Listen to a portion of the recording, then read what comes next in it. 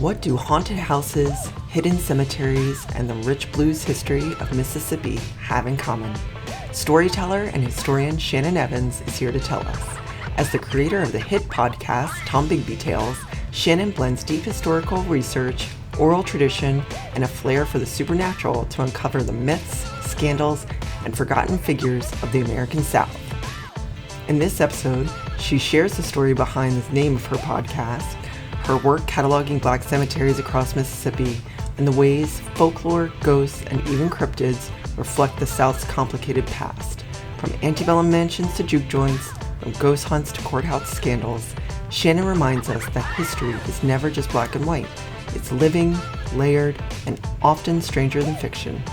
Really enjoyed our conversation. I hope you do too. All right, let's go. Shannon, thank you so much for being here today. I'm really excited for our conversation. Your podcast is called the Tombigbee Tales. And what is up with that name? Can you explain that for us? Okay, so the Tombigbee River is the river that flows right beside my town. Mm-hmm. And so everybody knows about the Mississippi River, Mhm. right? So, but Tombigbee is it divides a certain part of the South and this particular area of Mississippi. It's called the Black Belt Prairie. And it was a very affluent, very historical section of the country. And it was in its heyday, it was one of the richest. Like, there were more millionaires per square yard, probably, but it definitely is per square mile in the United States, right here.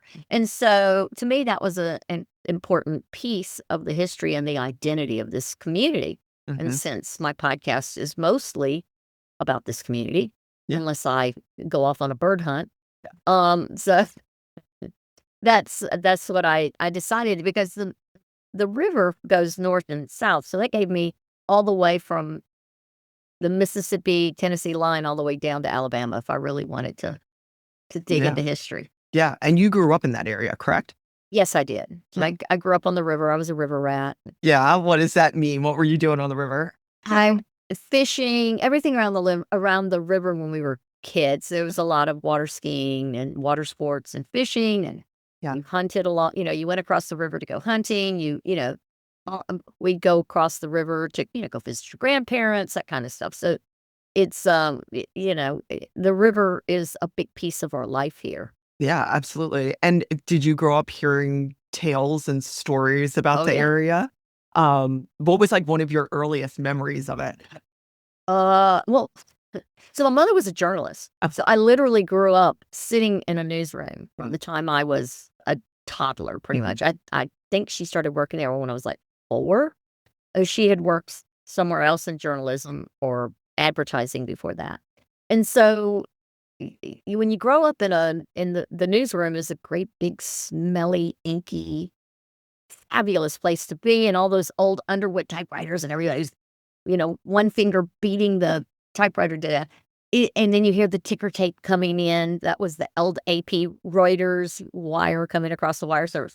So there was this, and I can't separate any particular one story, Mhm. but it's like it's woven in the fabric of my life. And then Yeah. I also come from a generations of great storytellers. My father is one of those people who can tell a story joke. Now, most of them today are pretty much inappropriate, but it was of that era. Yeah. And so, or maybe not, some of them, it was just funny. The ones that he would tell about, the old Cajun ones, like Boudreaux would go do blah, blah, blah. So there's millions of those. So that's just part of our fabric of our lives here. Yeah. So you've always known people. Like, the joke in our family when we were little is when we would arrive at my grandparents' house.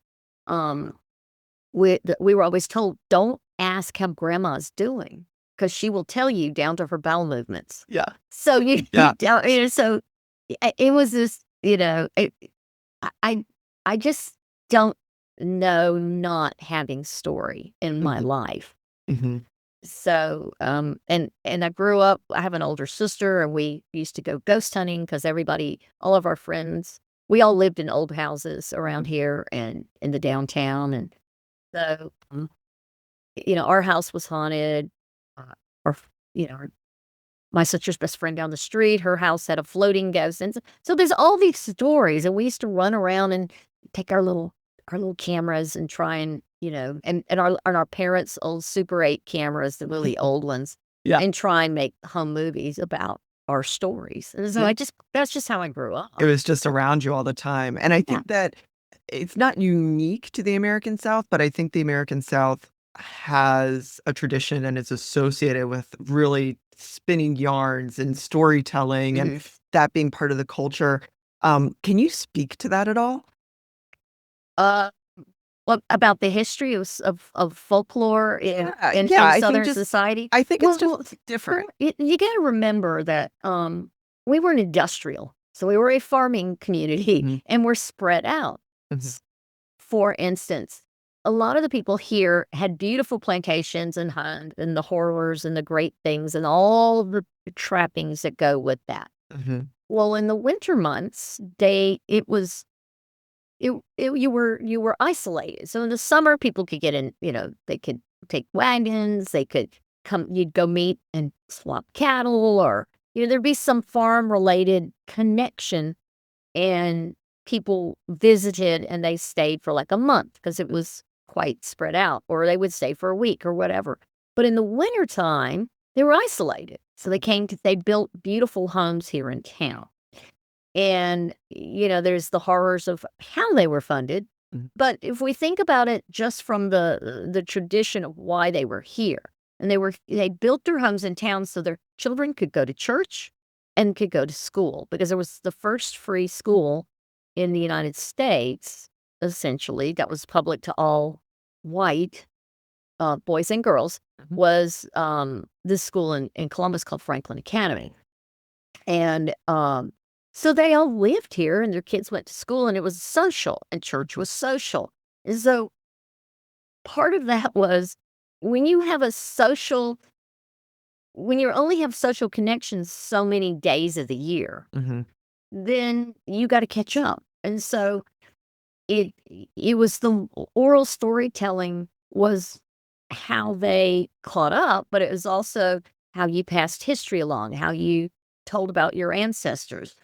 Many of these people in the early part of this community and other Southern communities, while you had men and women who went to boarding schools or whatever, and we had lawyers and finally educated men, you had many people who weren't. And so the planter class, of course, was, had a handful of books, but usually the only book they had was the Bible in most homes.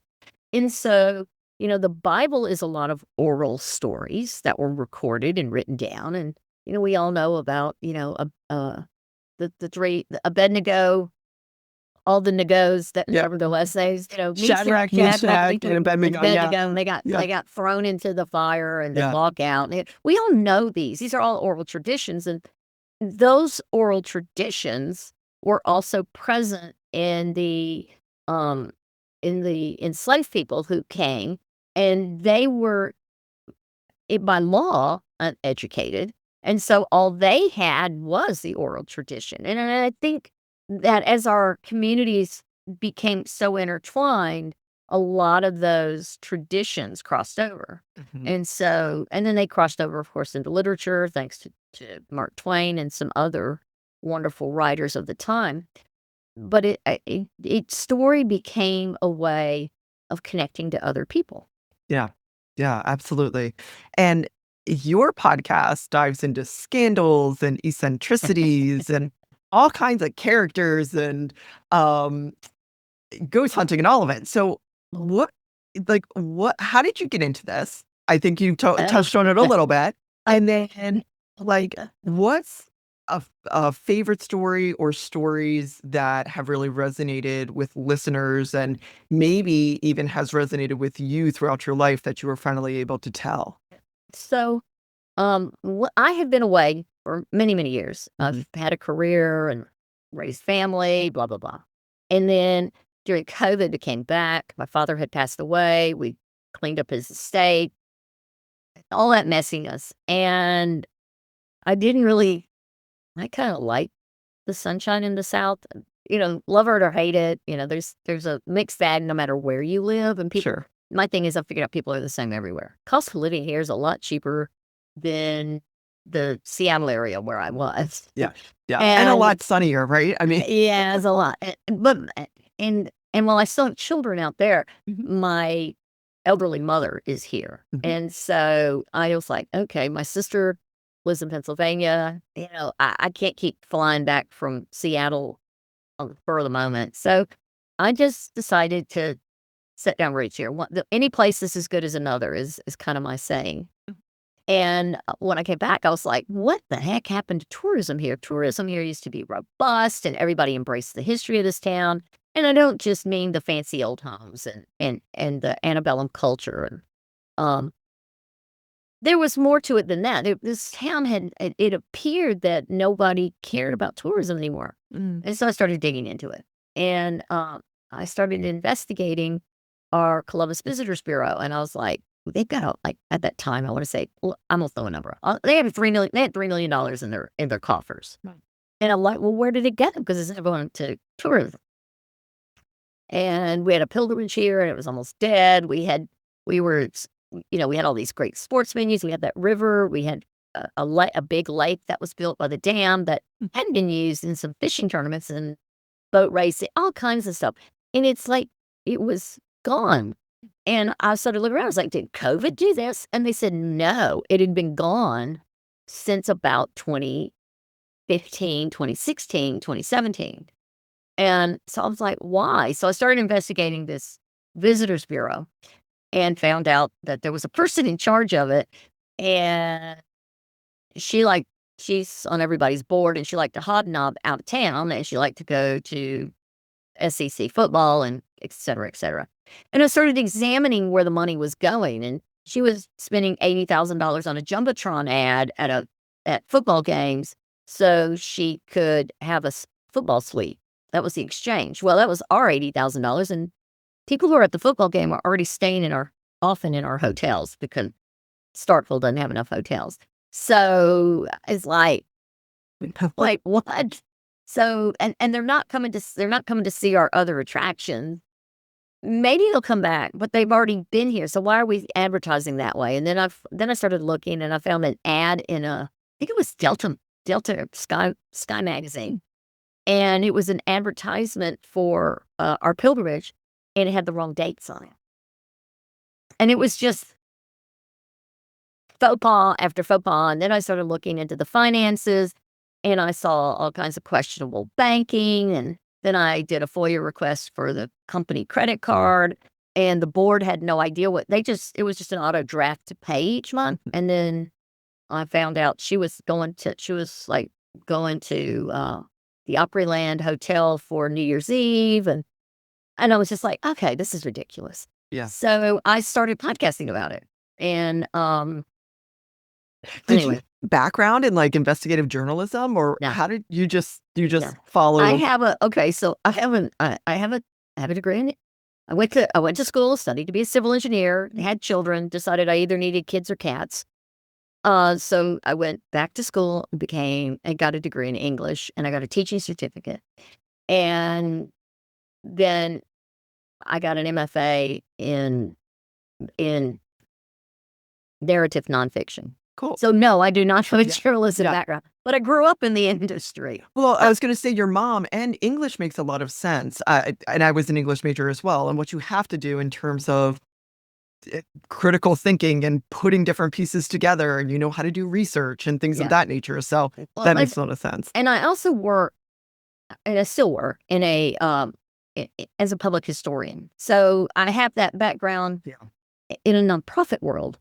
And I've written books, et cetera, et cetera. So I just kind of went, Yeah. but it was literally, I just went and researched. Anybody can do what I do. And that was kind of my whole point, is like, okay. So I started, and then I started getting like, it's very emotionally draining, as you know, when you get involved in some of this, and you just go, this is some pretty deep stuff, and nobody cares. And I was taking some heavy social hits. Yeah. And I'm pretty thick skinned. I really don't care until I do. And then I just got exhausted. And so I was like, what else can I do with this? This is only going to run so many episodes before, and they did fire her, although they let her retire. And now she's the director of our Tennessee Williams home, which is a whole different ballgame and Yeah. in a nonprofit and et cetera. And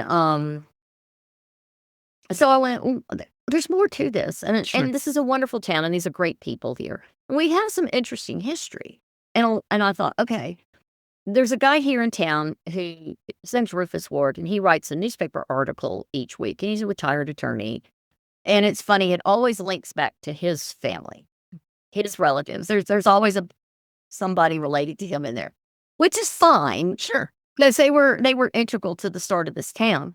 But there were so many that we don't know about. So Right. I started going, well, what has Rufus not written about?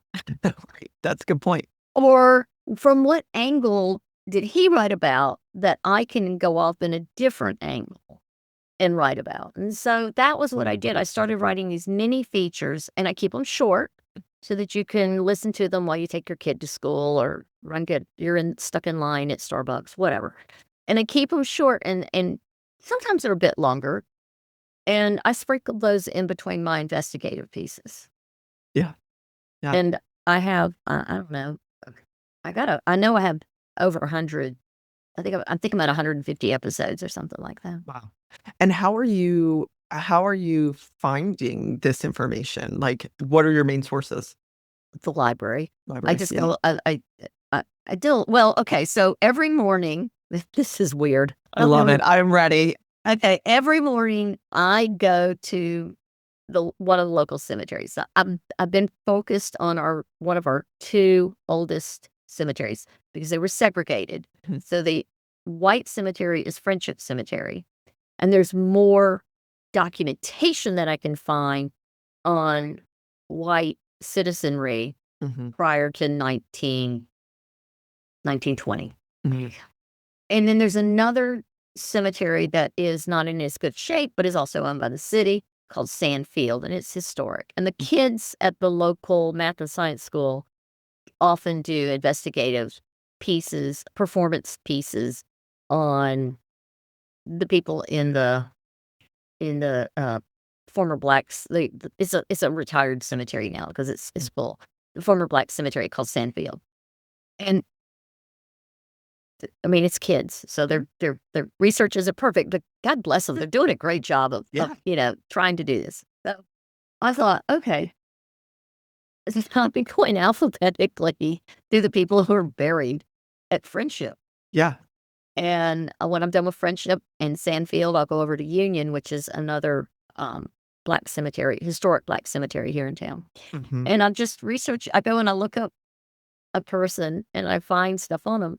And I'm fascinated by what they've done in their lives. How many Yeah. were legislators, women who invented medicines that we use in our life every day, women who decoded sensitive documents during World War II. The man who was essentially the father of the B-52 is bomber, which was a significant bomber in Vietnam and post World War II. It's Yeah. it was being flown even in Desert Storm. So like that's a significant piece. He's buried here. Yeah. Do you ever use Neosporin on a wound? Of course. Yeah.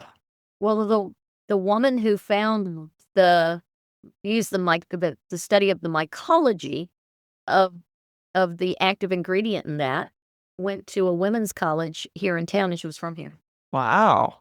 Very cool. And she was born in like 1900 or something like that. It's me. You're literally bringing stories to life. I mean, that's incredible. Yeah. And I wasn't taught these in school, and I had a fabulous history teacher who ended up being one of the people who founded that math and science school. So, I feel like I've been exposed to a lot of really good, education in my lifetime, Right. but I sure didn't get that. Yeah, absolutely. Well, it's interesting because I grew up in Maryland. I grew up in the Mid-Atlantic, and I had no experience with segregated cemeteries. And not that I was hanging out in cemeteries a lot, but I do every day. Yeah, I know, and I have a question about that.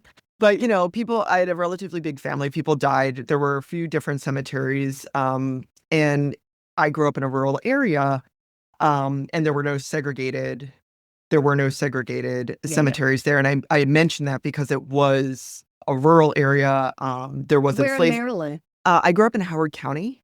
So there was definitely enslavement in that area, but there were not, at least to my knowledge, where I was, there were not segregated cemeteries.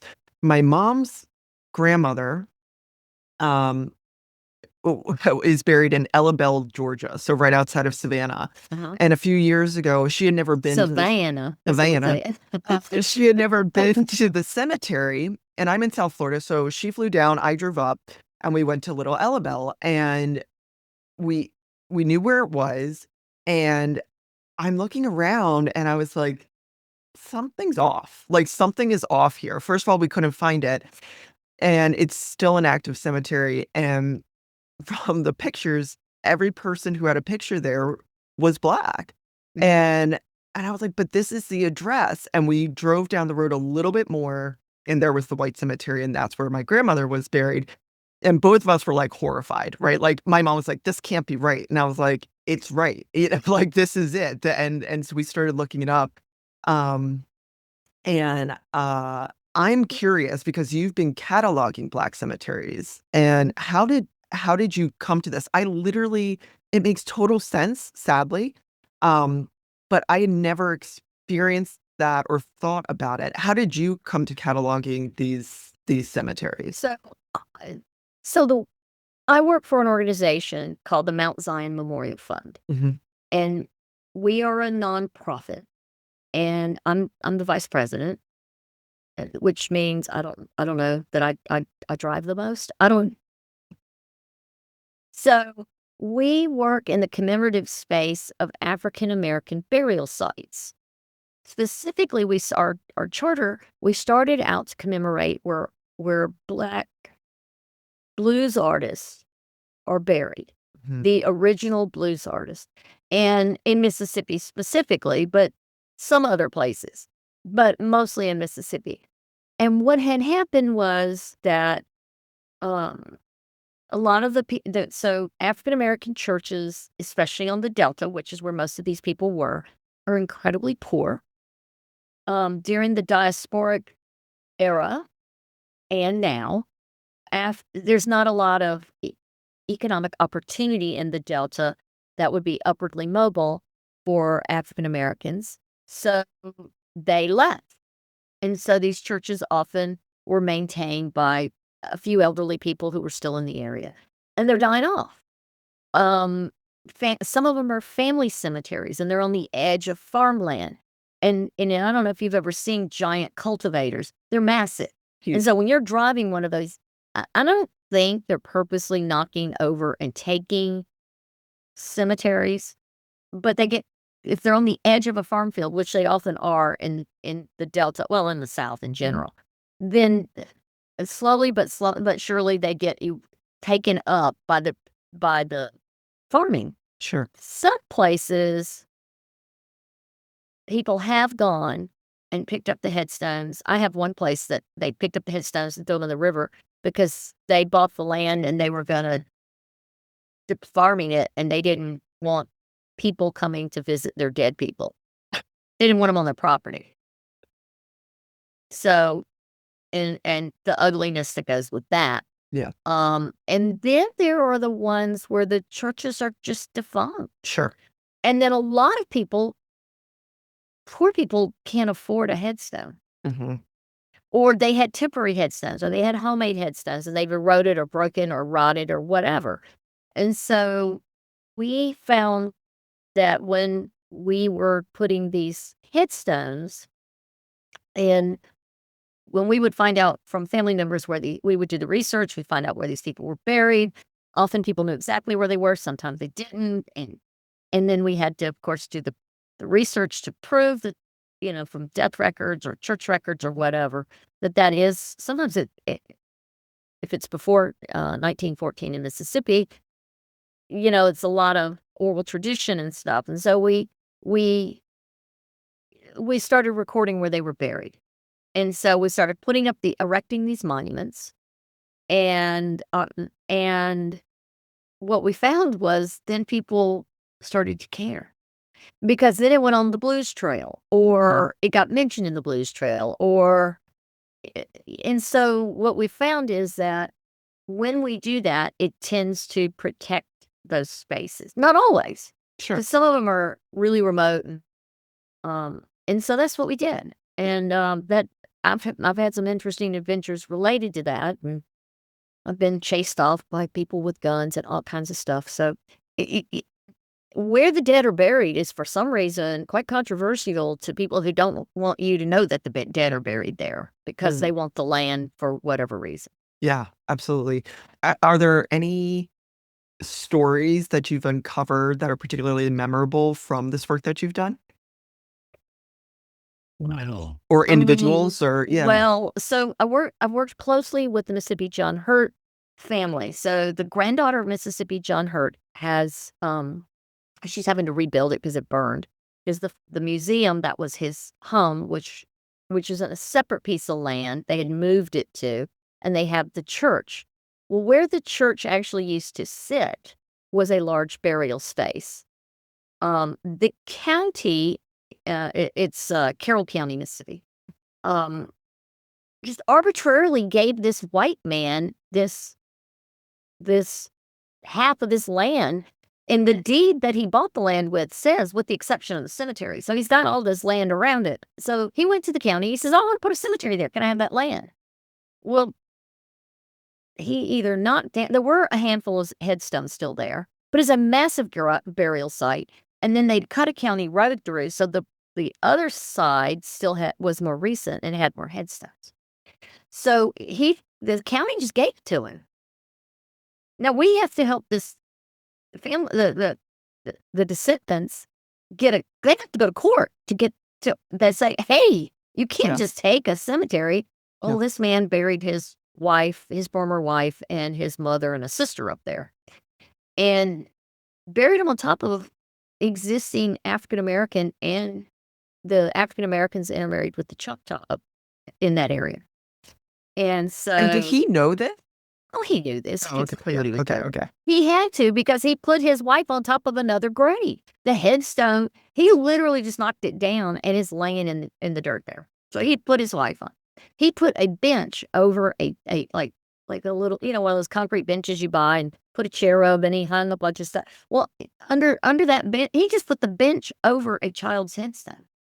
He didn't bother to take that headstone down. He just set the bench over it.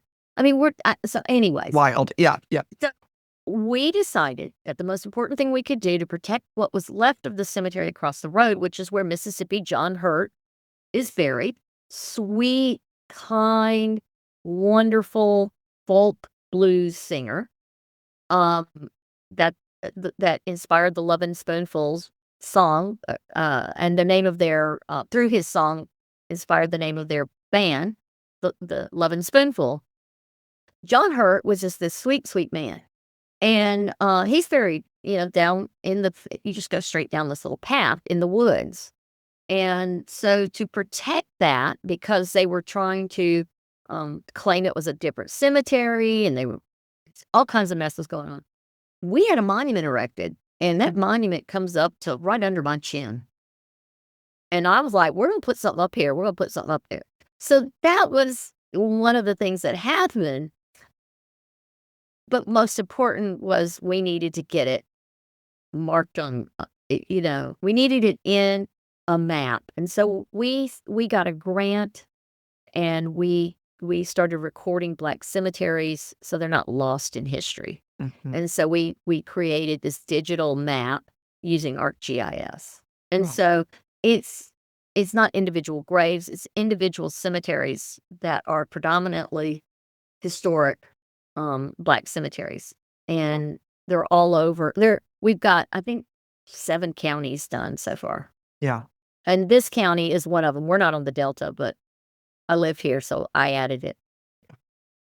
I love it. I love it. But we did And that with a grant, and Right. now grants are kind of scarce, so Yeah. we're trying to figure out what to do from here with that. And we want to expand it.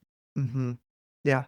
And it's interesting because as you're talking, y I'm a big believer in when people are like, oh, I'm not political, or, oh, let's not make this political. And I'm like, everything's political. Like your trash pickup is political, right? Let me tell you how political this is. Yeah. When we went to the Board of Supervisors, Mary Frances Hurt and I went to the Board of Supervisors, and we had copies of the old deeds. I had done deed book research, which now that deed book has suddenly disappeared from the courthouse. Or with that entry. Anyways, so we did all this work.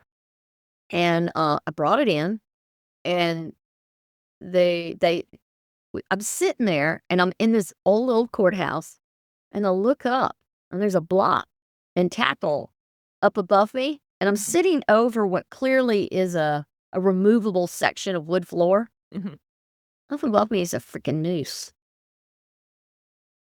That was where her ancestors, the Becks, had been killed in a massacre because they stood up to post Reconstruction era white supremacy, and had argued with I think they argued with a businessman or something. Anyways, and they ended up being massacred at the courthouse. And I'm like I just looked up and I went, I mean, we're talking just a couple of years ago. And I'm like, they're not taking the news down, but Good. but the Board of Supervisors just sitting there looking around, and they're all white men, and yet a massive part of the community is African American, and there's one African American on the whole Board of Supervisors. I think there were six or seven of them. Yeah. I was just like, wow. Yeah. So Mississippi, we're progressive in some ways, and we've moved on, and then you have the old stick in the mud. Yeah. Well, and to your point earlier of it is not unique to the South. It is not unique to one area. It is not unique anywhere you go in the country. Even if you think you're in the most progressive area, you're going to find examples of this. And we're having this conversation in the country now of why are we getting rid of Confederate statues, or why are we changing names on buildings, and why are we doing these different things? And even taking the example of the woman who helped with the development of Neosporin. Like, it is important to tell these stories and to have this history remain, whether it's positive or whether it's painful. I mean, I think it's so hugely important. But here's the thing I tell people: it's not Black history, it's not white history, it's our history. It's our history, and all of it needs to be preserved. Yeah. So we had a massive Confederate statue that was put up by the United Daughters of the Confederacy. They kept trying to find places to put it after they ordered it, and there were, like, one of them was General S.C. Lee, who was on the committee, and he had been the person who ordered the first shot fired at Fort Sumter. And he was a South Carolina native who married a local girl, came back here. So this is early 1900, and they're like, well, let's put it in the middle of the road. Well, they were like, no, we're putting a streetcar down there. You're not getting it in the middle of the road. So they were going to put it in front of the Methodist church. And they said, okay, well, what if we put it in front of City Hall? Well, in front of City Hall, it wasn't enough room. And it would have stuck out in the street. And they were like, no, that's not going to do. So they said, okay, well, we'll put it at the courthouse. So it ends up at the courthouse. And it's a massive statue. Yeah. And it's like tiered, it's the wedding cake statue. And the top guy on top, well, there's a whole legend around that. But if you walk around behind him at night and look up, it looks like he's holding a Confederate flag, and it's draped over him, and it's pointed, and it looks like he's got a Ku Klux Klan hood on. Yeah, accidental, I'm sure. I'm sure it's accidental. Yeah. So anyways, so all of us kids used to go out. Yeah, that was like, every generation has their pictures going, oh my God, they didn't even hide it. So in 2021, I think, they decided that the statues, that monument really didn't belong on the courthouse steps, that it was intimidating. It sent a wrong message to most of our town is not white. Our county is about 50-50, but our town is not. And so they were like, well, what are we going to do? And so some wise people said, please don't destroy it, because it is a beautiful piece of art, and it's historic because of who built it and how it got built. So they moved it out to the cemetery, which I think is a perfect place for it. And it's by a burial vault where the Confederate dead are buried. And I'm like, what better place for it? Sure. And so the history is not destroyed.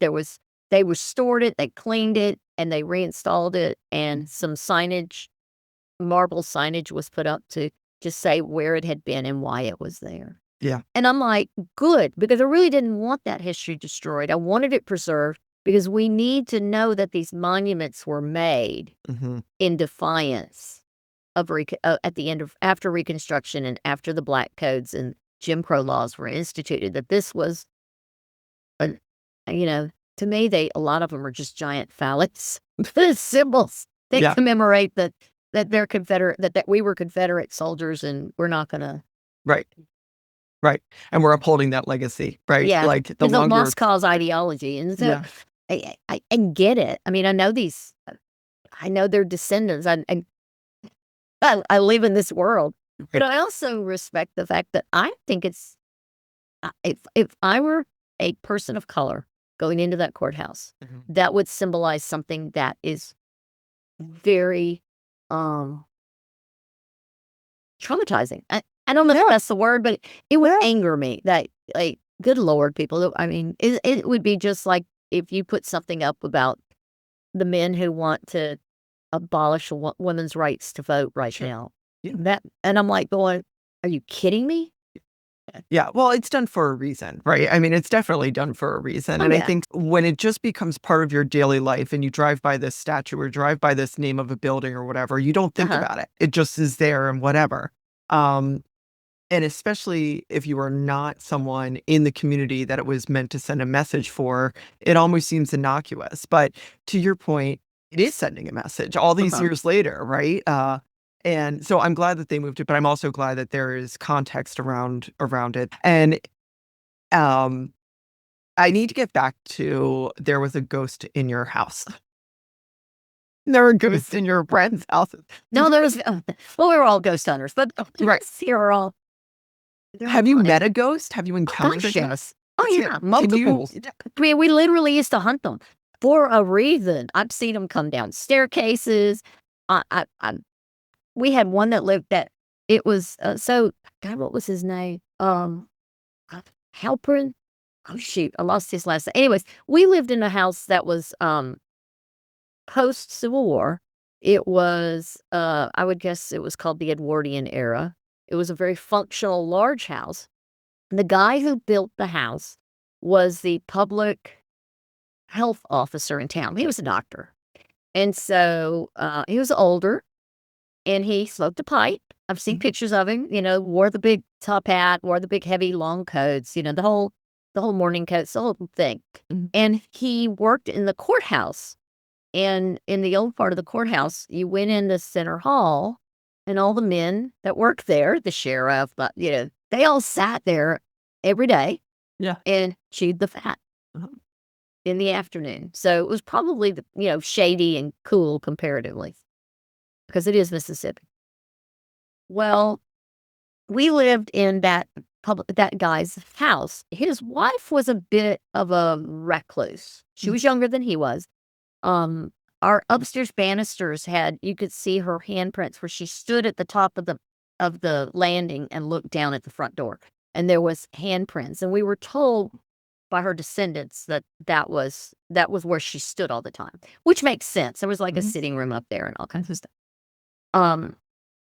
But she stayed in the house and she had children and blah, blah, blah. So her husband is at work in the courthouse. It's afternoon. It's their afternoon BS session or whatever. And apparently the men were sitting there and they were smoking their pipes and their cigars. And the clockwork fell. And they had just replaced the clockwork because the metal out of the clockwork was pulled out, like in so many of the old courthouses during the Civil War, to melt down for cannonballs. I don't know. Cannons and cannonballs. So the clock weights and clockworks had recently they'd raised the town had raised enough money. They reinstalled it. And they'd put these wires across it and beams and all this stuff. And they wound the clock up and it'd been running for a while. And they had just come out and serviced it maybe that week. So they're sitting under it and they hear a large crack. And I got this out of newspaper articles. And people hear something cracking and they look up and the clock falls through the floors and lands mostly on him.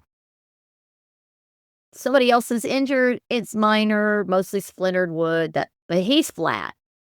Yeah. They carry him outside. He's not dead yet, close to it. They carry him outside. He's the doctor. So he's the doctor. So they call for another doctor. Another doctor comes running, and the other doctor's like, it's too late. Ain't nothing we can do. Yeah. And so he expires under this giant tree that's no longer there. So they bring him home. They lay him out, which was the custom. Mhm. And they have his funeral, and it's very well attended, and he's very well respected, and off. That's the end of the story. But it is not. You see, the doctor also liked to drink. He was a Methodist. He wasn't a Baptist. And that's our joke. Anyway, spent on my was, but then anyways, he would. So his habit, according to the people I have spoken to, this was years ago. People who knew him. I was talking to him in the 70s when I was a kid, and he would walk home from the courthouse just a few blocks. And sometimes he'd stop at a tavern or a friend's house or whatever on the way home. And he would sit outside on a porch swing and smoke his pipe, cigar, whatever. He'd smoke his evening smoke. And he'd take off his boots. And the neighbor said, well, you'd hear his boots thunk. And he'd sit there, and then he'd finish whatever he was smoking, and his wife may or may not let him in the house. So we were... we would be in certain parts of the house, and you'd hear, especially late at night. My bedroom was right over that porch. And late at night, you'd hear somebody on the porch, and my daddy would go look. There wouldn't be anybody there, but the swing would be swinging. And you'd hear him. He would hear, and you could smell pipe tobacco. And it was a very old-fashioned pipe. It wasn't like cherry or, whatever, Cavendish or whatever. It was a very old-fashioned. My father said it smells just like what my dad used to smoke. And it's like fresh cut tobacco that's just been finely clipped. And you would also, we would hear, there was also a child's voice you would hear in the house. And we had a man that used to come through town, and he drove a wagon. This is in the 60s and in the 70s, who would deliver. He would bring fresh produce through the town. So he'd grow greens and cantaloupe and watermelon and stuff like that. So he would bring his 2 old mules and drive his old buckboard wagon through town, and you could hear him, and he'd say, watermelons for sale, watermelons for sale. And you'd hear the chains on the mule rattle. Mhm. Well, my sister was at college. I was the only one home, and I wasn't a little kid by that time. And my father and I were in the kitchen. I'll never forget this. My dad was replacing the faucet in our kitchen. It was, one of those, it was leaking or whatever. Mhm. And so he had a new faucet he was installing. And we heard, Daddy, Daddy, Daddy, the watermelon man's here. Come on, Daddy, can I have some money? Watermelon man's here. And my dad's looking at, he comes out from under, and he's like, what are you talking about? Yeah. I'm like going, that wasn't me. I don't know who that was. And it was in the room with us.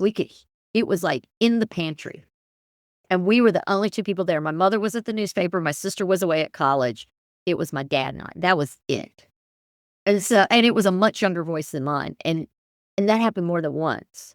And my dad and I just look, or my mother, we'd all look at each other and go. And sure enough, you'd hear the chains of the watermelon man coming down the road. Oh my gosh.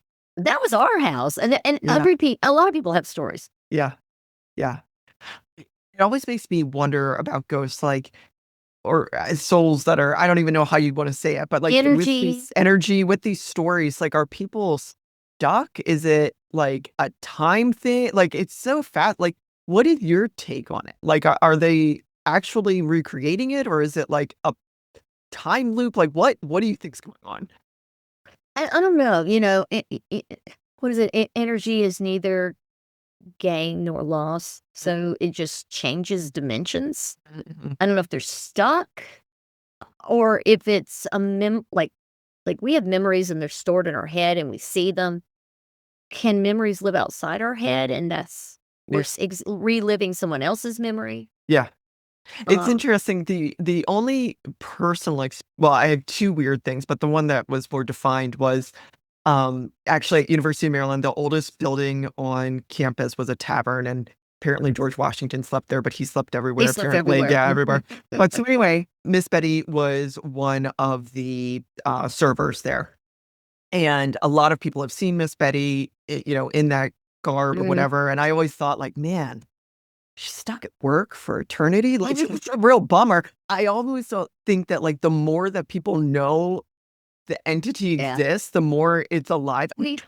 I lived in the Pacific Northwest, and it was always foggy where we lived because Sure. it's Pacific Northwest. It's always Yeah. wet. It was in this little bitty. I lived in an old Lutheran church, and right across the street in this lot had been the bordello, the brothel, and but we and I talked to my neighbors about it. They're like, "Oh yeah, we've seen her too." There was a little girl in like her Easter outfit. So it's like she's like in the 1950s, 1960s. She's got on the little crinoline skirt. She's got the little headband thing with the flowers on it. She's got little socks, and you could see her, but you could see her. And she would play peekaboo. Wow. So we had an old greenhouse out back. She would play peekaboo around that. And you just catch her on the side of your eye, and then she'd giggle. And then she would hide behind the bushes that were near where the heating and air conditioning unit were. And, Yeah. the windows didn't even start in that place until, I could barely look out the windows because it was it's a big old church. Yeah. And, I've never been able, no one could tell me what her story was or who she was. Yeah. But everybody in the neighborhood knew about Mhm. knew that she existed, and they were like, "Oh yeah, he's a little girl." And but it's just I'm like, either we're collectively insane. Right. Collectively hallucinating this, It- or yeah. Yeah, Yeah. and there was an old Victorian house across the street from us that was a dentist's office, and so he said, "Oh yeah, we watch her up behind." He said, "I'm over here cleaning people's teeth," and I look up and she's, She's there. Interesting. I don't know, and he I guess she wipes sometimes. I was like, she had little white gloves on that came to her wrist. Oh my gosh. Yeah. So interesting. So so is that's not. I don't think that's a I don't know. It just Right. because it was carefree and sprightly, and you didn't feel it was a child's spirit or a child's apparition or whatever it is, Right. but it also had that childlike feel. Yeah. Yeah. There wasn't a fear around it. Now you also have experience with cryptids, correct? Oh yeah. Yeah. What? So actually, Crazy, I promise. I no, don't no, think no, no. I don't know what they are, but I don't know what else we call them. I just had a guest on Kev Lestarge who is a Bigfoot enthusiast and has, like, he wrote a book, a children's book that's really cute, but he's gone on these expeditions and whatever. And I don't think Bigfoot is actually a cryptid technically, but what's your experience with them? And Whoa. the Well, okay. Like I said, I've lived all over the world. Yeah. And it's funny. I've experienced. Well, in Maryland, I used to live on the eastern shore of Maryland, and there's some strange things there. But that's a weird place. Yeah, there's a lot of that was up and stuff. that was Yeah. up the Sassafras, and that was just strange. And I still to this day don't know what we experienced, but nobody have you ever seen the symbol on the brownies? No. The little a brownie is this little thing that's like this dark shape, and it's got a little hat. It's got a little point on it. And well, this didn't have the hat with the point, but it was kind of that same shape, and it was moving from. So it was a humanoid almost figure, but it was as if it was not three-dimensional. It was like it was two-dimensional. So it was like it was almost like I would call a flat Stanley kind of. Yeah, yeah. That was what I experienced up the Sassafras. Weird. And everybody goes, "Well, what were you smoking?" I was like, "No, darling, there was none of that going on. Yeah, Not even a drop of alcohol. I was sober as a parson, and it was, we were getting ready to pull off and camp, but we were just up the river in boats and whatever. But that was in Maryland. But down here, what I saw was that, and this is also part of local lore that has been written about. Mm-hmm. And somebody I know has recently written a book about their experience. So there's this entity, creature, entity, whatever, that's not quite a hominid, but not something else. So it doesn't walk, it can move upright, but it seemed to be something that moved almost on all fours, but in a crouching, like bent over position, but very quickly. And it was very, very opaque and very, very shimmery, shiny. Mhm. And it's been, and other people have written about it in previous history, but it's in a swampy lowland area. Going up Highway 12, which is the old military highway that Andrew Jackson built to get down to the Gulf. And this creature, I saw it cross the water and, could see the water splashing and all that. But it came across the water super fast, and then it came up the embankment, and it stopped and looked like it was looking at whether it was crossing the road or not, like watching for traffic. Yeah. And then as it got in the middle of the road, it connected eyes with me and the person I was in the car with.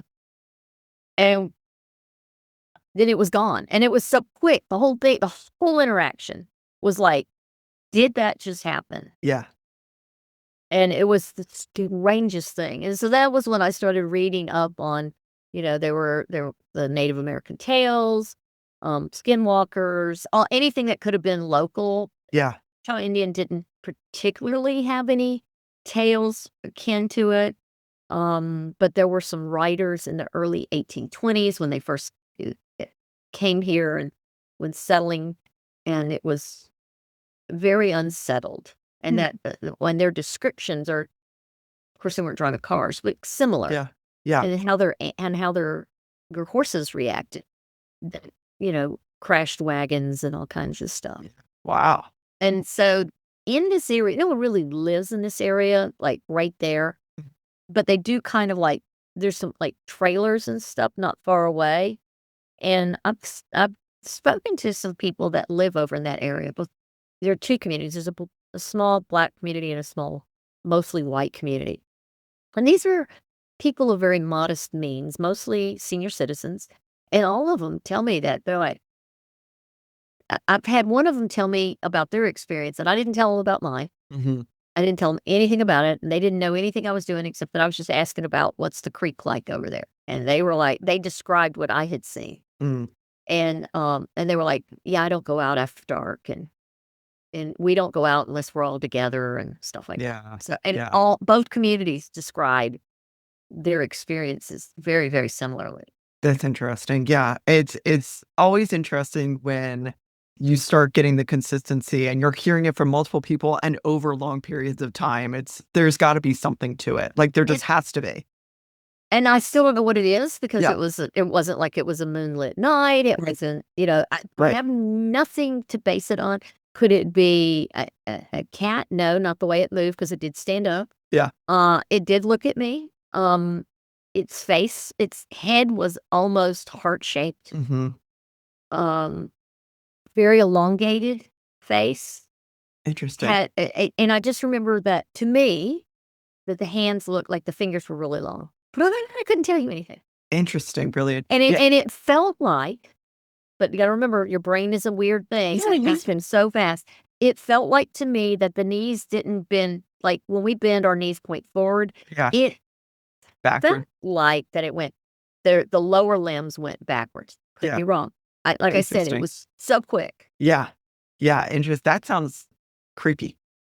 It was, but I was also curious because I was with someone. Yeah. And one of my crazy ghost hunting friends. It sounds like something out of like a German child's fairy tale. It hurts. Stu will be done. Yeah, you said cats, and I often think like I can't see anything without my contacts, and I often think like I think a lot of these old stories can be like attributed to poor eyesight being dark outside, and it's just a cat being weird. And get weird. Whatever. Yeah. Yeah, exactly. No, but you know when you experience something different, whether it's a ghost or a cryptid or something unexplained, there is a feeling that you get that it usually associates along with it, and this isn't just a dog or something that's loose. So The weirdest thing about it was, and I don't know how to explain it. Right before I saw it, Mhm. I felt nauseous. I didn't feel good. Mm-hmm. And the guy I was with, one of my childhood best friends, he had the same feeling, except he said he broke out in a sweat and didn't feel good. And Yeah. and it was it wasn't like I was frozen in time. Yeah, none of that. No. Yeah. No alien nothing weird. Like, it was just a blip, and it was almost as if once it was gone, it was like the time continuum. I don't know. Yeah. It's like picked right up and song Yeah. carried on the radio and all that. Yeah. And that was the other thing. And the radio stuff. I mean, it was weird. That's Everything. really weird. That's really weird. So your work, it takes you to interesting places, interesting interactions, finding out lots of different stories. How do you get people to trust you when you're talking with them? Like, I can imagine people sometimes might be hesitant to talk to you. How do you earn that trust? Well, if I'm talking about history, people will tell me anything. Okay. And I just go, like I did a whole thing on Sin City South. I did a significant series on the Dixie Mafia. Mm. And so I did a lot of research. I talked to a lot of people, and, I was like, can I use that? What can I use? What can't I use? Or are you pointing me to go look for something else? And people who were like, oh, please tell that story. Yeah. And then I had some that I talked to family members, and they were like, now that I've heard a few of your episodes, I feel like I can, like, I see that you're not taking a side. Mhm. I'm not presenting. I'm just like, this is a crazy story. Al Capone used to hang out down here with Alfred Wright, who owned blah, blah, blah, and they were buddies. And, they ran bootleg together, whatever. Yeah. And now, both of them were people who did some very horrible things. Yeah. But it's just, to me, it's just interesting that they existed and that they had that kind of control over people, or that they were that successful at being a safecracker or whatever they were. I'm not assigning any of this Judeo-Christian judgment to anyone. Right. Because to me, I go back to, it's just history. Yeah. Yeah. And it's fascinating to me. Yeah, it's really, I'm always like, why I like history? Because I'm nosy. I'm a gossip girl. I love it. Let me tell you something. I love a good story. Oh my God. You give me a letter that someone in colonial times wrote, I'm reading it, baby. Oh, It's interesting. Yeah. It's fascinating. I've got one right now. I'm getting ready to do a podcast on that. I was like, why is he buried here? Yeah. Like there's no connection. His parents lived here for they ended up dying. I figured out. They moved here 9 months before he died. Mm. He did some fabulous things, and then he got killed doing one of those fabulous things. And then they stayed here. He's buried here. Yeah. But they got buried back in Missouri. I'm like, but I was like, well, was the dad like a railroad engineer, or was he a bank president? No, he wasn't. He was just a worker bee. Interesting. But his son had done some magnificent things and kind of cool stuff. And, like Howard Hughes sent a condolence telegram, and the owner of Beechcraft came here to the funeral and stuff like that. So, Yeah. It's like, wow. I mean, to me, that's interesting. Why would anybody come to Columbus, Mississippi, who owned Beechcraft aircraft in California or wherever he was? Yeah. To go to the Baptist church to go to a funeral. Yeah. You're like, hey, looking around, you're like, who'd have thunk it? There's so many stories here. And it's not easy to get here. Yeah.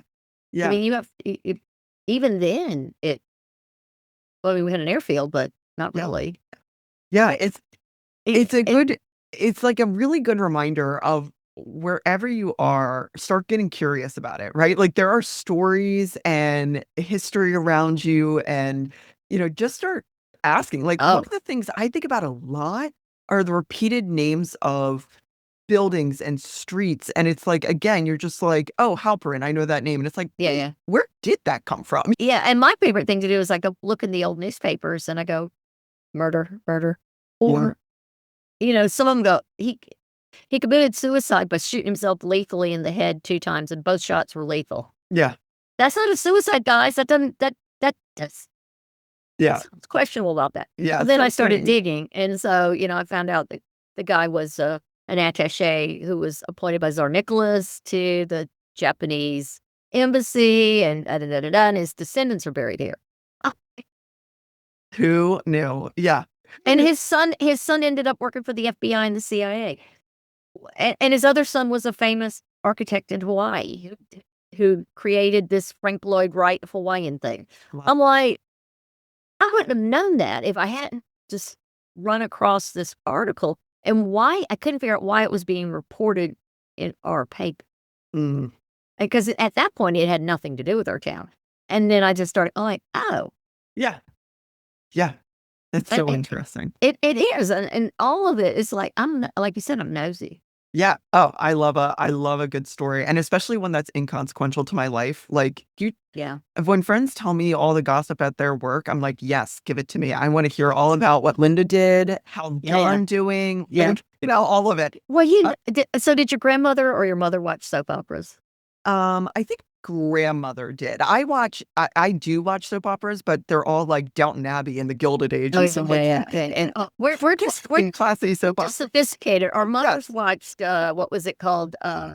Dallas. Yeah. Oh, You no. know, but our grandmothers watched The Secret Storm and The Guiding Light. Ooh, And yeah. so I remember so I went to Ole Miss, and when and there's a story, but anyways, hotty toddy. I went to Ole Miss, and in the sorority house, there were girls who refused.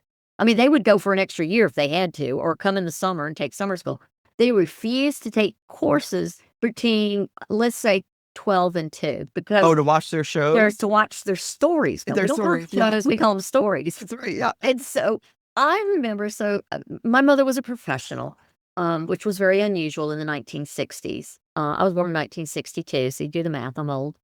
Um, and so we had a woman who was my zookeeper, essentially. She kept me out of trouble because I was, as you can tell, I was a little bit of a handful. And I'd be on the river and I'd be fishing and I'd be, and I'd drown or whatever. So her name was Annie Rose. And Annie Ruth's still alive. She still lives here in town. She's in her 90s. And Annie Ruth would get all her work done and put whatever we were having for dinner on to cook. And then she'd run in to go watch her stories. Well, that was right after I got home from kindergarten. And I was supposed to take a nap, and I didn't nap. And so I can remember that she would con me into laying down, and she would play with my hair, and she'd just pat my head and brush my hair and dote on me. And I always thought it was because she was sweet on me. No, so I'd be quiet and fall asleep, and she could watch her story. I love it. It's so great. And you've shared so many wonderful stories today. Is there any last story that you can share that maybe encapsulates the South in terms of like its beauty, its darkness, its intrigue, all the above? Like, is there anything that stands out in your mind? Well, I don't know if you've read any Faulkner. So this town is famous because Faulkner used to visit here. His he married a woman that he stole from a guy who was from here. So that's always a good one. Mrs. Stell. But she maintained her friendship with her former in-laws and her sister-in-law. And so she'd come to visit. We are the birthplace of Tennessee Williams in this town. And Eudora Welty went to the women's college here, the II&C, and then I think it was Mississippi State College for Women at the point. We have a tradition of great storytellers who have come through here and been influenced by this community. Tennessee Williams' grandfather was the rector of St. Paul's Episcopal Church, and he was born here. And he lived with his grandparents until he was about 5 before he moved to, I think he moved to Clarksdale, Mississippi, before the family moved on to St. Louis. And so when you read a lot of these other writers, you see a lot of you see a lot of characters that we all know and are comfortable with. Yeah. So, uh, when I started this, I said, in order for me to tell you about something, I have to take you on a bird hunt. And so that's an old storytelling tradition. We have to take you in a circle to get you back to where we started. And so to get you back to where we started, everybody's a storyteller. Yeah. Some are just more sophisticated or smoother or more folky or homespun, but everybody has a story. And a lot of people will go, well, I don't know anything. And then I'll sit down with them. And then before we're done, we're both slapping our leg and they're telling me a funny story. Yeah. I'm gonna leave you with the biggest story that I think is one of the greatest influences on me. Okay. When I was a little girl, I found out that my grandfather, Mr. Frank, didn't drive a car. And I said, "What?" Well, I finally asked my daddy. I was like, "Well, why does Granddaddy not drive?" This is my father's father.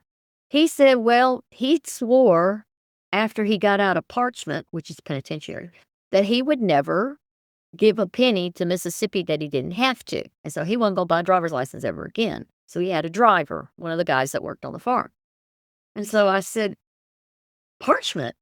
Parchment is what your parents threaten you with. Like, you're going to be bad, and if you grow up, you're going to go to jail." We don't say you're going to jail. We say you're going to Parchment. Parchment strikes fear in a child. It's like going to Angola. It's a horrible place. You don't want to be sent. So I'm like, what in the heck did Granddaddy do that he goes to Parchment? He said he shot the governor in the ass.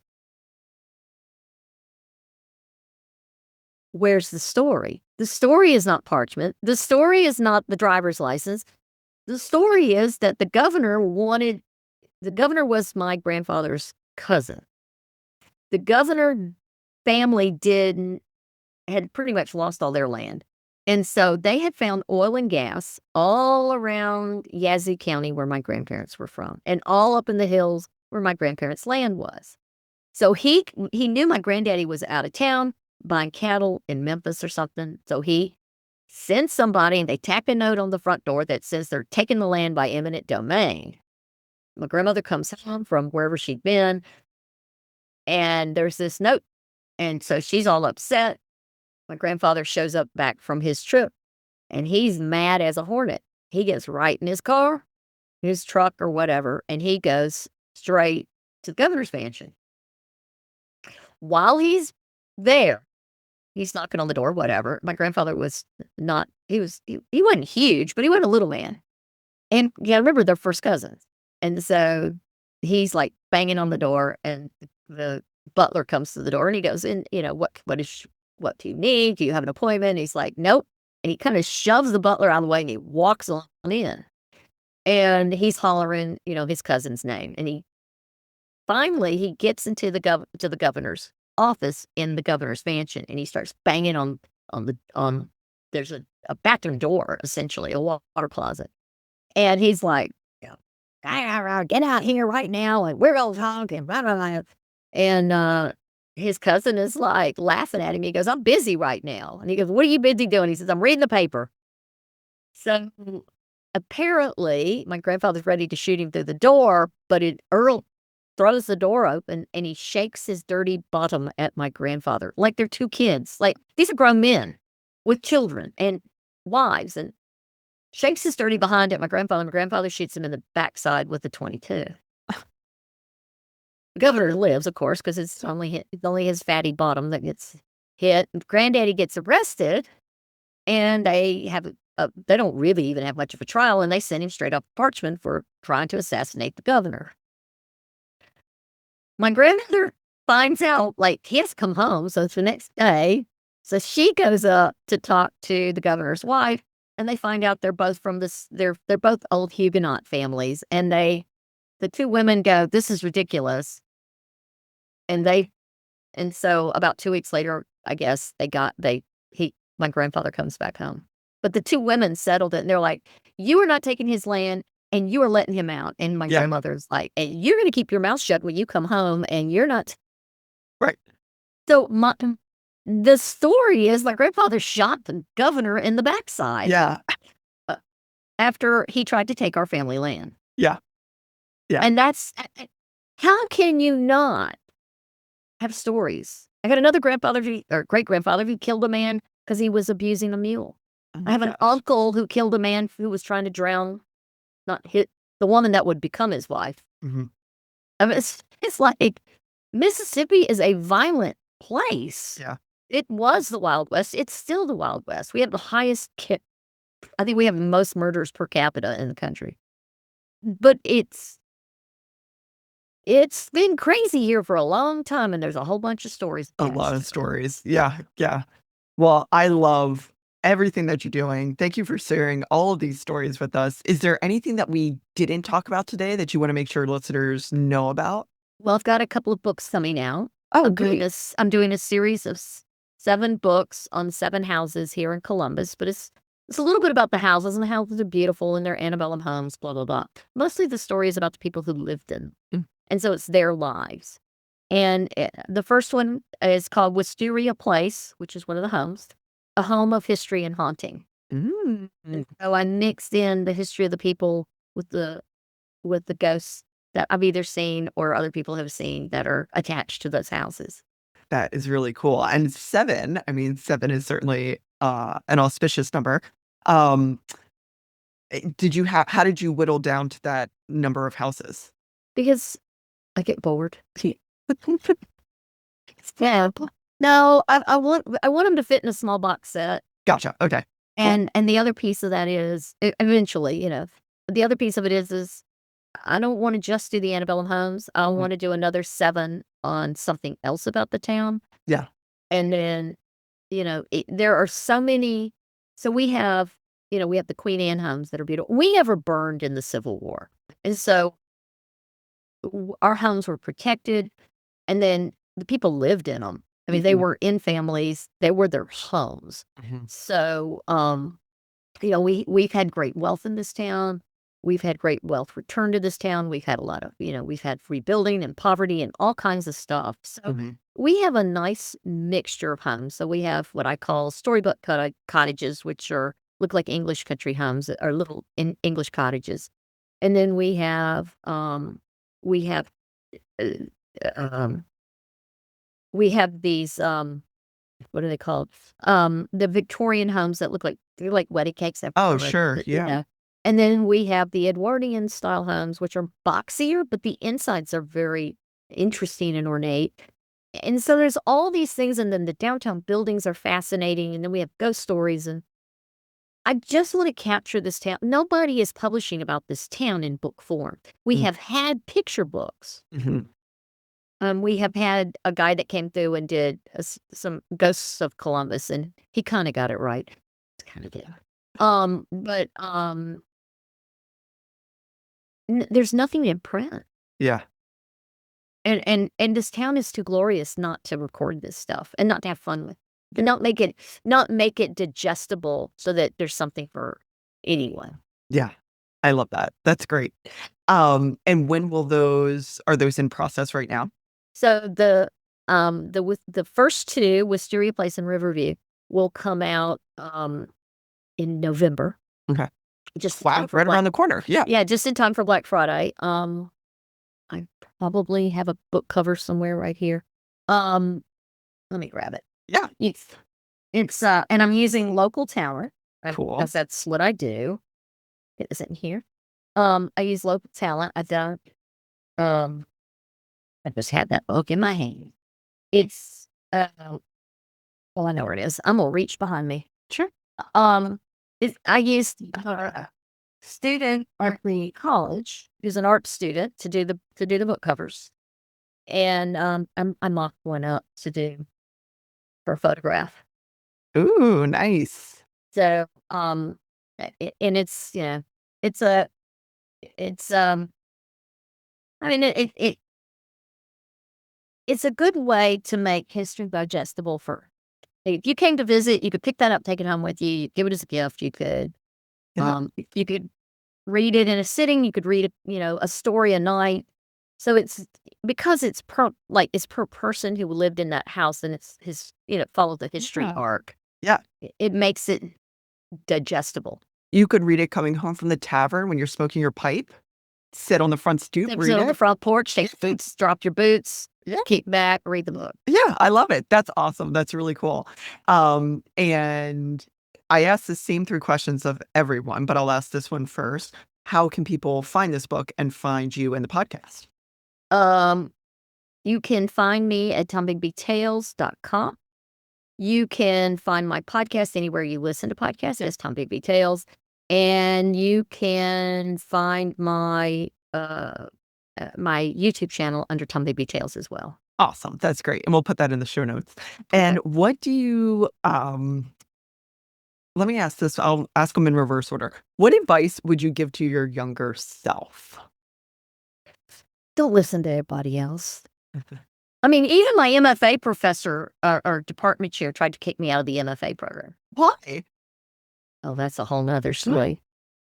Anyways, he doesn't think that I, as a middle-aged white woman, should include people of color in writing about Columbus, Mississippi. How could you not? Thank you. How could you not? Was there reasoning for that?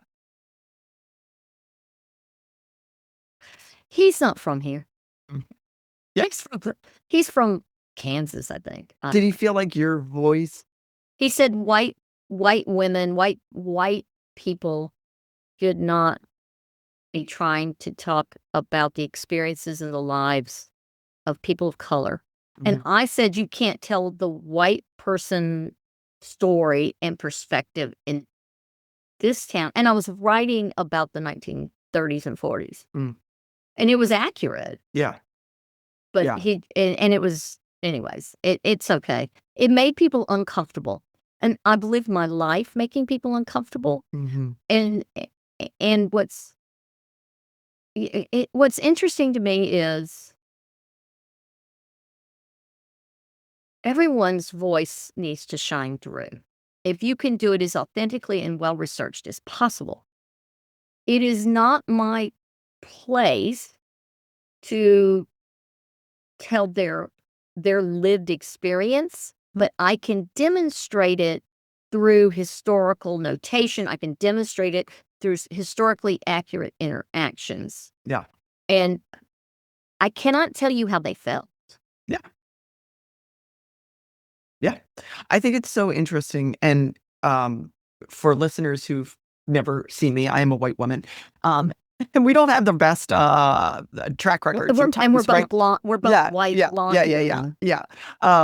And we don't always have the best track records on that. But I think to your point, just excluding a population from the stories that you're telling in a city that is, like you said, predominantly African American is kind of wild to me. But you're not making things up. You're not making up the experience. You're not making up any of it. And I think the dangerous part about this, and the reason I'm saying this is, this has come up in local news, or not the national news recently, about the audits at the Smithsonian, and why are we focusing on how bad slavery was? I was like, we don't talk about how bad slavery was, the absolute horrors of slavery. We don't talk about it. We don't. It's no, and people like to whitewash it because they've heard the stories that, but they liked it. I was like, no, they didn't. They had no other. They had no other recourse. They had the whole beneficent white colonization BS storyline. Yeah, there were some. There were close connections if you lived that close to someone. But if you read the actual, like the court documents, and there were laws that were put in place because there were overseers and owners. They would rent, and it was mainly the protections were put in place because, let's say you owned Billy Bob. right. And he worked for you, but this winter this summer your crops didn't come in, and you knew that you couldn't pay your taxes on your land. So you would rent Billy Bob out to another person who had a need for an enslaved field worker. Right. And that's literally the case. Right. Now, you own Billy Bob, and you want Billy Bob to come back in good condition because you're going to have to use Billy Bob in 6 months or however long the agreement is. They beat him half to death. Yeah. Or 2 down. Mm-hmm. The laws were made to protect you as the slave owner, not to protect Billy Bob. Right. It was not about cruelty to another human being because they didn't really. Some laws protected them somewhat, but it was marginal. Right. But Billy Bob was an asset that would be just like if he was your Ford and somebody hit your Ford Insurance from your policy. house. Yeah. Yeah. So the court cases that I find about cruelty to an enslaved person are never the owner. It's not to say they weren't cruel to them, because there are newspaper reports and there are, there are accounts, there are untold accounts. And those are the ones I struggle to write about. Yeah. Oh, I can't imagine. I mean, even just when you, again, you take a beat, there was a human being that owned another human being. Owned.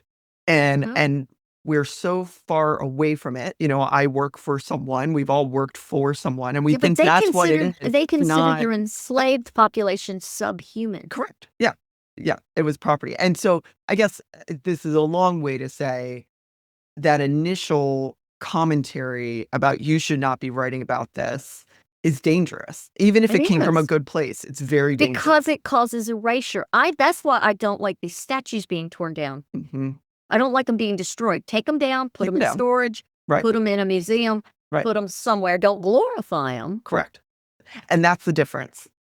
But when you destroy them, you're losing history. Correct. Yeah. And by erasing it, you're erasing that piece of history. Yeah. And which is painful. And, and it's okay. It's okay to be uncomfortable with history. It's okay to be uncomfortable. I think we need to get more comfortable with being uncomfortable. Exactly. History's ugly. Yeah. Yeah. It contains multitudes, and two things can be true at the same time, which is, I think we're living every single day right now. Yeah. And what do you love most about this work that you do? It's a new story every day because I'm a squirrel. Yeah. I've got a squirrel that lives in my head. And my friend says her squirrel's name's Stanley. Mine's so discombobulated, it doesn't even remember its name. And it's the human condition. And I think that fascinates me. My dad swore I was supposed to be an attorney. And I was like, yeah, until it comes down to the, I love digging in books. I love doing research, and I love arguing. But I don't want to have to be responsible. I'm going to grow up, I guess. But I get to live in the, I get to go to the courthouse and hang out in the historic books and smell all the musty pages. Yeah. I love it. The library, our archive. We have Lowndes County has one of the best, if not the best, small town archive I've ever been in. Wow. And the archivist is incredibly talented and just incredibly amazing what she's amassed. And her name is Mona Ali Vance. And she is, I mean, it's air conditioned. It's, it's fireproof. It's all this stuff. Small towns don't usually have it. Most small towns today do not have an archivist.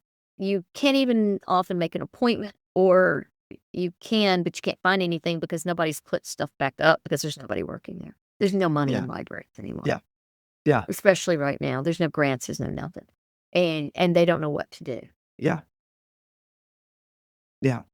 But we're fortunate, and our town better respect that. Yeah. Well, and if they don't, they'll hear about it from you. Well, I keep teasing her. I said, if I ever, hit the big time and sell a book to the movies or something like that, I said, I'm buying the library, and you're going to turn, or else I'm going to buy, we're going to buy a piece of property across the street. We're going to build you an archive. I love it. That's the size of the library. It's just like, deal with that. I could deal with that. That's great. I love it. I think that would be the greatest monument to your life, is to leave a library with a foundation that had the finances to continue it for a lifetime. Yeah, absolutely. It's such a gift. Yeah. And I'm a nerd. No, and I work in that world. I work in the world of philanthropy, and I tell people note the names, right? Like, and there was definitely and are very philanthropic, generous people who have that outlook of let this serve future generations in perpetuity in service of others. We're going to And have them come and contact the Mount Zion Memorial Fund because we're doing some great things. Both I love it. Yeah, absolutely. I would love, if nothing else, I'd love for this to Mount Zion. It has done some really cool things, and we're in one of the poorest states in the country, and we're in the poorest counties. Yeah. And it's a tough slog. And working in the nonprofit space. Yeah. It's a tough time right now for so many. Yeah. It really is. It really is. And I say that it is a very difficult time. And what I am always so impressed with is what you and others are doing, where there's a will, there's a way. Like, don't let it crush you. This time will pass.